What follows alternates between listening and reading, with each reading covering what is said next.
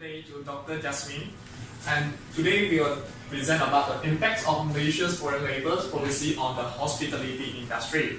In our presentations, we are including introductions, Malaysia's current foreign labour policy, and the advantage and disadvantage of the foreign labour policy on the hospitality industry, and recommendation, and the last one is the conclusion. My name is Tang Wei-Jun, and I will present about the introductions. Before I start my presentation, what do you know about the foreign labour?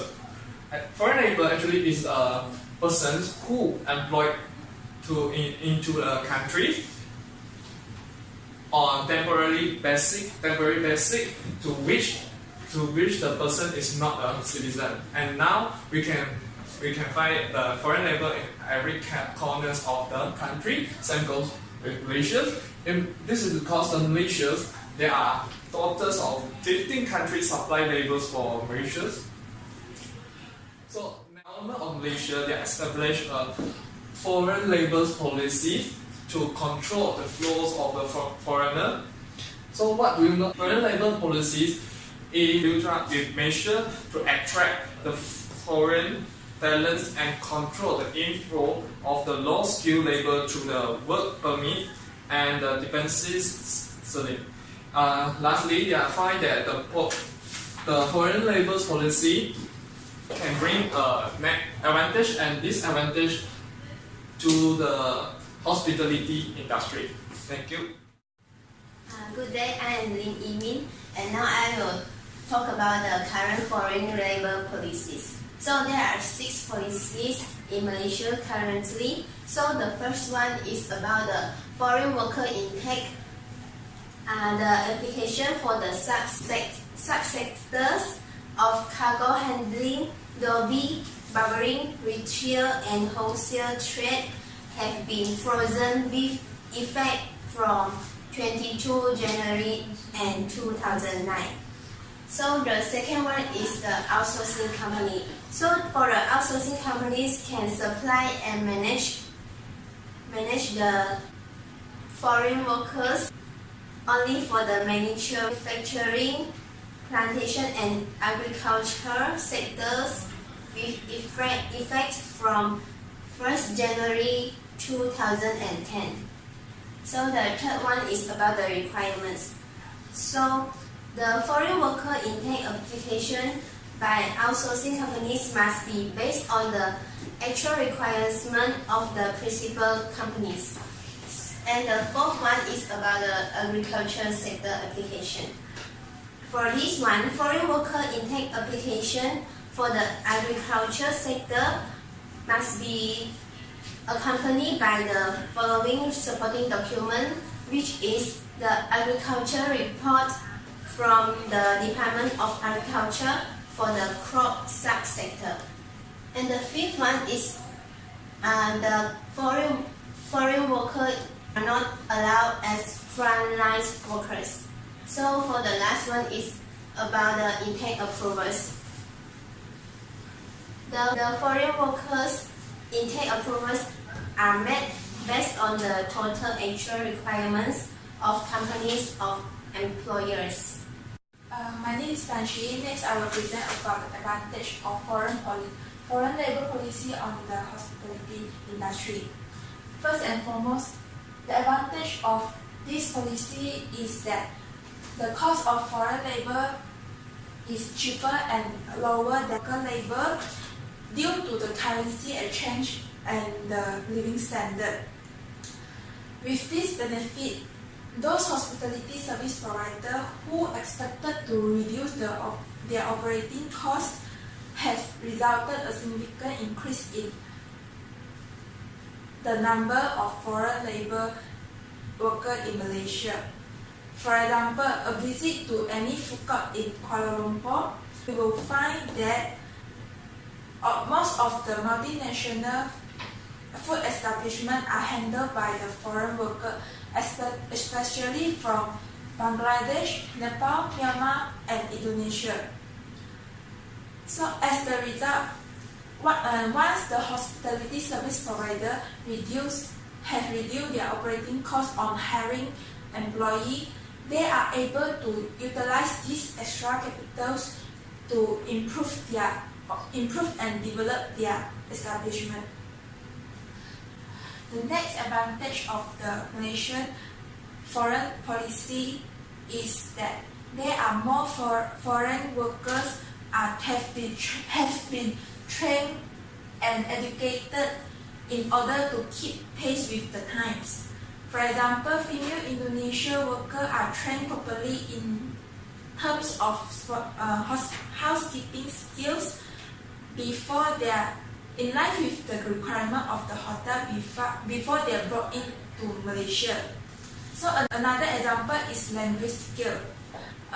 The hospitality establishment are more preferred to those foreign workers that able to speak multiple language because they want to minify the language barrier between guests and staff. Last but not least, Malaysia's foreign labor policy also help to cut turnover down. Although there are plenty of local labor are seeking for jobs, but they are still want to be demanding, difficult to deal with, and as well as the law of loyalty and tend to shift other more profitable jobs. Hospitality service providers are more preferred to hire foreign workers as they are more reliable, diligent, cheaper, loyal, and willing to work long hours without any troubles. So, in the conclusion, the government of Malaysia announced that they will allow another 1.5 million Bangladesh labor into Malaysia and to work in various industries, especially work as chef and kitchen helper in 2016. This implementation greatly helped the hospitality industry to reduce the problem of turnover rate and shortage of labor. That's all on my part. Thank you. I'm Ms. Yun. I'm going to present about the disadvantages of Malaysia's foreign labor policy on the hospitality industry. Undeniable that the foreign workers in hospitality industry bring impacts to the economic growth of the country, but they will still cause some disadvantages to the country in hospitality industry in terms of foreign workers policy. First, it will affect the employment opportunity for local workers. Normally, local workers will request for higher salary, and this situation will cause the employers choose to hire the foreign workers with request for lower salary. Unemployment rate of local workers will become higher, and it probably will cause some crime happens. Local workers are treated by foreign workers low requirement of payment, quality of work, and benefit. Second disadvantages is physical discrimination happen due to ineffective enforcement of law, abuse of powers, and human trafficking problem. Enforcement and recruitment agencies also cause discrimination happen among foreign workers. Enforcement agencies have given powers, and the powers have been abused by them when they handle the procedures of foreign workers. There are some cases like mistreatment of foreign workers happen. For example, in the hotel industry, most of the foreign workers are sent to the housekeeping department to clean the guest rooms and the public area. In fact, they can be trained to work in the other departments. The third point is increasing number of illegal workers. Some of the entry of foreign workers into Malaysia was without the regulation.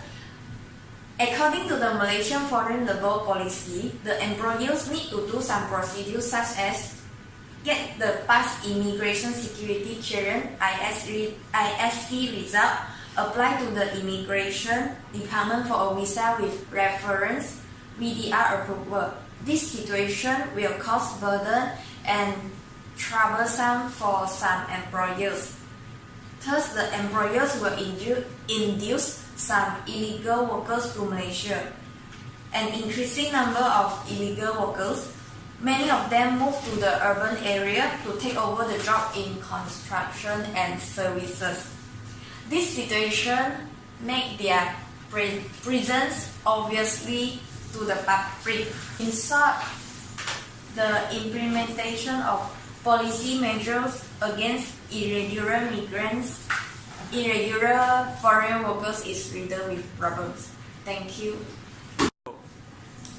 Good day, Dr. Jasmine. So my name is Hao Sengzhen. I would like to present about the recommendations on the impact of Malaysia's foreign labour policy on the hospitality industry. So the first thing first is a clear policy must be stated as well. So it will help the immigration departments in regulating and managing the inflow of foreign workers, especially in hospitality industry. These standards to be observed by all the employers while they are being employed and the implications of their stay over here. Don't forget that they are equally deserve a good treatment as they are indirectly aids our economic growth processes. So furthermore, will be the private sectors should be standardized all the public's policy in terms of objective, spirits and experience.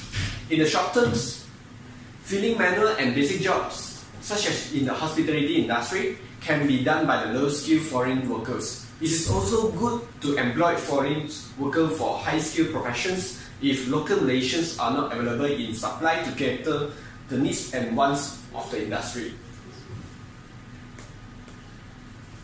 The third one, government should create a viable system that is efficient and will ensure that corrupt practices will not occur. In this regard, suggestions on a one-stop foreign workers recruitment authority were proposed. This authority will regulate and enforce non-compliances with the foreign worker policies. Regulations on foreign workers must be also standard of best practices, and employers must be under surveillance to comply with all these standards. The last but not least, I would like to talk about the current issues in Malaysia.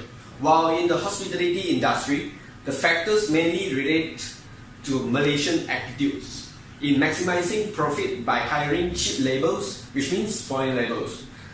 Malaysians' refusal of working in F&B industry and the willingness of foreign workers to work long hours. So these phenomena also happen due to the government policy in dealing with foreign workers.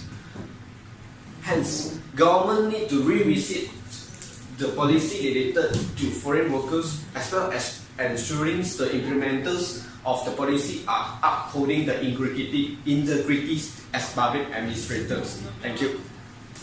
Now I will conclude the present. I will present the conclusion. And nowadays the hospitality industry they are growing rapidly, so they need a lot of the labours to run their operations. However, the hospitality industry they face a labour shortage because majority of the Malaysians graduate move to other countries like Singapore, Hong Kong, and Dubai. So the local labour are not willing. Therefore, the hospitality establishment looking for the other way, such as hire the professional foreign workers to solve this problem. So now the numbers of foreign labourers have in the Malaysia rapidly increased, and it creates some disadvantage for the hospitality industry. So in conclusion, that the hospitality establishments must utilize the source properly so that the disadvantage impact can be solved. Thank you.